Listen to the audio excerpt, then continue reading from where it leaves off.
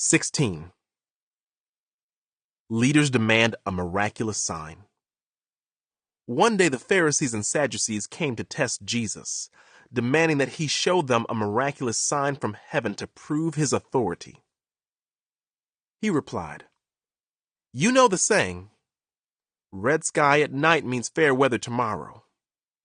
Red sky in the morning means foul weather all day. You know how to interpret the weather signs in the sky, but you don't know how to interpret the signs of the times.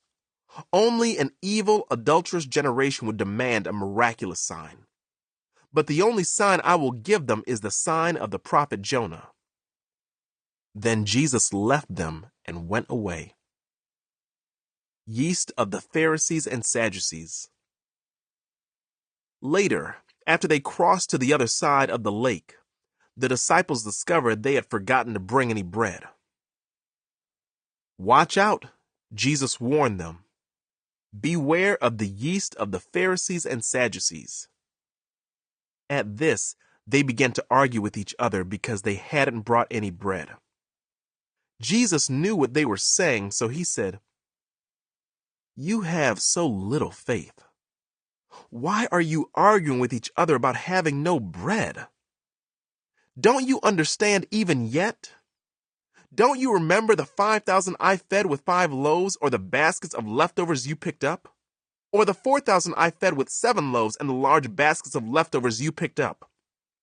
Why can't you understand that I'm not talking about bread? So again, I say, beware of the yeast of the Pharisees and Sadducees." Then at last they understood that he wasn't speaking about the yeast in bread, but about the deceptive teaching of the Pharisees and Sadducees. Peter's declaration about Jesus. When Jesus came to the region of Caesarea Philippi, he asked his disciples, "Who do people say that the Son of Man is?" "Well," they replied, "some say John the Baptist, some say Elijah, and others say Jeremiah or one of the other prophets." Then he asked them, "But who do you say I am?" Simon Peter answered, "You are the Messiah, the Son of the living God."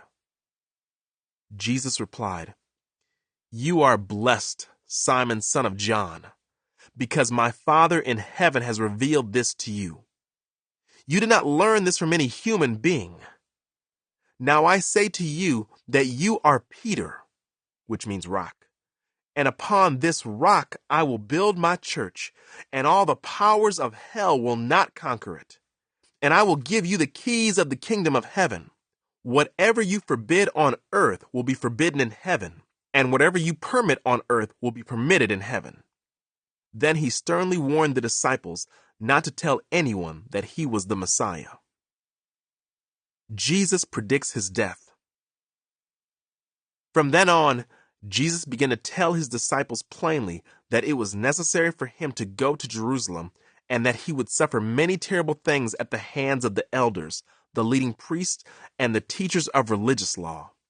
He would be killed, but on the 3rd day he would be raised from the dead. But Peter took him aside and began to reprimand him for saying such things. "Heaven forbid, Lord," he said. "This will never happen to you." Jesus turned to Peter and said, "Get away from me, Satan. You are a dangerous trap to me. You are seeing things merely from a human point of view, not from God's."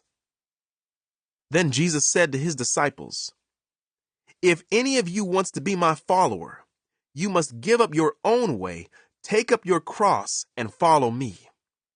If you try to hang on to your life, you will lose it. But if you give up your life for my sake, you will save it. And what do you benefit if you gain the whole world, but lose your own soul? Is anything worth more than your soul? For the Son of Man will come with his angels in the glory of his Father, and will judge all people according to their deeds. And I tell you the truth, some standing here right now will not die before they see the Son of Man coming in his kingdom."